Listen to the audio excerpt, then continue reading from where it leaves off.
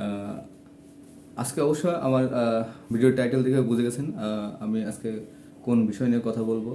হ্যাঁ, dose spicy অবশ্যই আমার ইউটিউব চ্যানেলের জন্য এই ভিডিওটাও যাবে।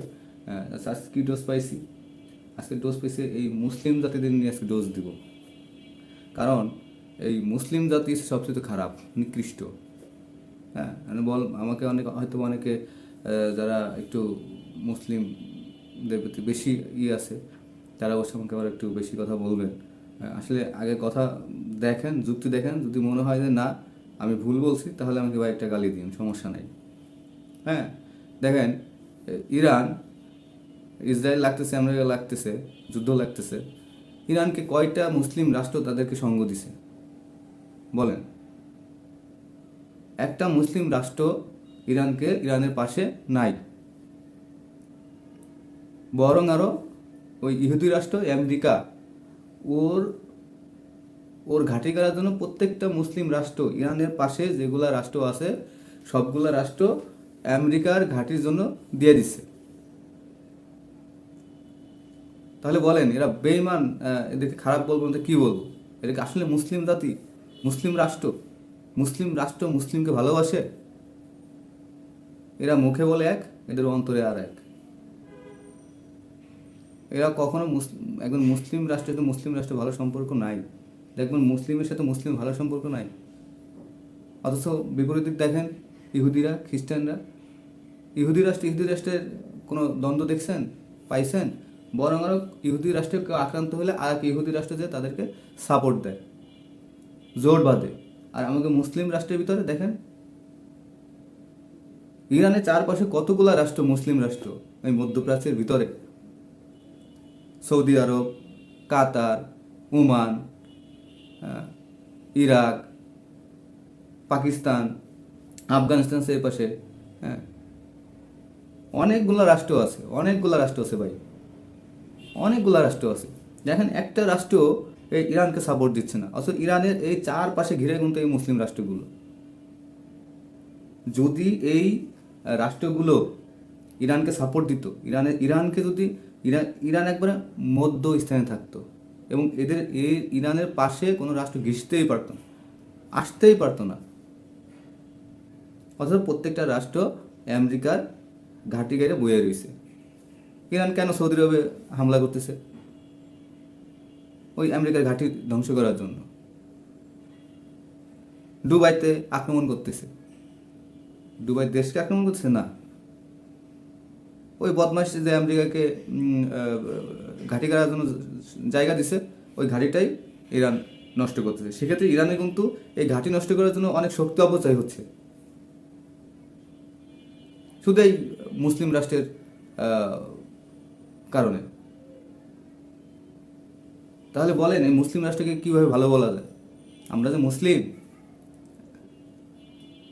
আমরা একে অপরে সাহায্য করতেছি না, করি না।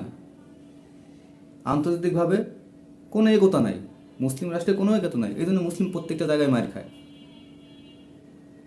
ফিলিস্তিনে কী অবস্থা হয়েছে দেখছেন? এক ফিলিস্তিনে ধ্বংস হয়েছে, কোনো একটা মুসলিম রাষ্ট্র বা মুসলিম যে দেশগুলো আছে জোট বাঁধে নাই। যদি জোট বেঁধে একসাথে যদি ওরা হুঙ্কার দিত আমেরিকার বিরুদ্ধে, তাহলে আমেরিকা কি একবারে খুব সাহস পেয়ে পিছু হাঁটতো না? কোনো একটা রাষ্ট্র, কোনো একটা দেশ ফিলিস্তিনিকে সাপোর্ট দেয় না, শুধু মুখে মুখে বলে, বাট বাস্তবে করে না। এর আগে ইরাক কী অবস্থা হয়েছে দেখেন, ইরাককে সাদ্দাম হোসেন তো মেরাই ফেলছে। লিবিয়া, গাদ্দাফি, সেম অবস্থা ভাই, সেম অবস্থা। মুসলিম রাষ্ট্রগুলো একবার সেম অবস্থা। অথচ মুসলিম যারা আমরা আছি, হ্যাঁ, খুব বড় বড় কথা বলি, খুব বড় বড় লেকচার চাই, আসলে কাজে বলে কিচ্ছু নাই। এর থেকেও ইহুদিরা ভালো, ওরা একবদ্ধ, ওরা জোট আছে। মুসলিম রাষ্ট্র ইমানের থেকেও ওই ইহুদিদের ইমান আরও বেশি ভালো।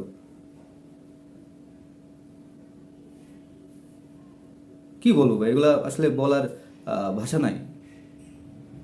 ইরান শেষ হয়ে যাচ্ছে, ইরানেরও সেম ফিলিস্তিনের অবস্থা করে ফেলতেছে। কোনো একটা রাষ্ট্র এখনো ওইভাবে আগায় আসে নাই। হরমুজ প্রণালী বন্ধ করে দিছে, হরমুজ প্রণালী বন্ধ করে দিছে। এখন এই হরমুজ প্রণালী উদ্ধার করার জন্য আমেরিকা 15,000 সৈন্য পাঠাইছে, তাদের দল বল মানে মিত্র যারা আছে তাদেরকে নিয়ে। এদের চীনকে আহ্বান জানাইছে, জাপানকে আহ্বান জানাইছে, হ্যাঁ, আর অনেক দেশকে আহ্বান জানাইছে। কিন্তু জাপান ওরা বিভিন্ন পররাষ্ট্র কৌশলে তারা এটা এড়াই গেছে।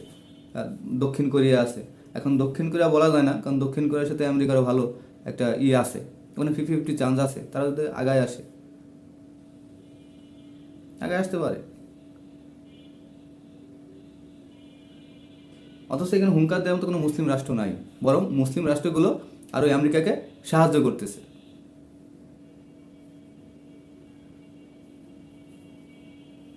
আসলে ভাই এইসব কথা বললে মাথা আসলে খারাপ হয়ে যায়, কারণ মুসলিম রাষ্ট্রগুলো আসলে ওইভাবে ঐক্যবদ্ধ না, আন্তর্জাতিকভাবে কোনো ঐক্যবদ্ধ না, আন্তর্জাতিকভাবে এদের কোনো শক্তিই নাই।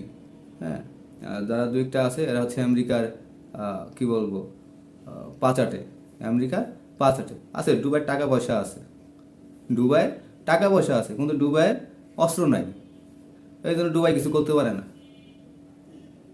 এই জন্য দুবাই কিছু করতে পারে না। মুসলিম রাষ্ট্র যেগুলো আছে একটু উন্নত আছে, দেখুন এগুলোর টাকা পয়সা আছে, বাট এগুলোর অস্ত্র নাই, এরা অস্ত্র বানায় না, প্রতিরক্ষা ব্যবস্থা শক্তিশালী করে না।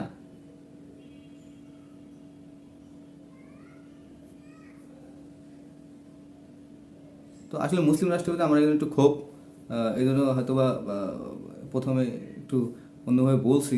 আসলে এই ক্ষোভ থেকে বলা, হ্যাঁ, কেন মুসলিম রাষ্ট্রগুলো দিন দিনে মার খেয়েই যাচ্ছে না, এটা মুসলিম রাষ্ট্রগুলো যারা